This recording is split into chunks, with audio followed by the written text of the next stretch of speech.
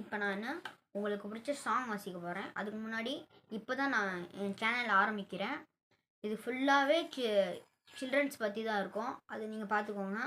பியானோவும் கொஞ்சம் வரும். அது உங்கள் சில்ட்ரன்ஸுக்கு கற்றுக் கொடுங்க. வாங்க ஆரம்பிக்கலாம். First song KGF.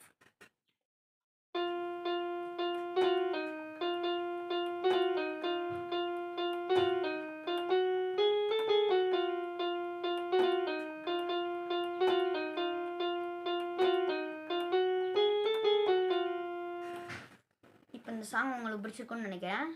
அடுத்த சாங்கு கண்மணி சாங்.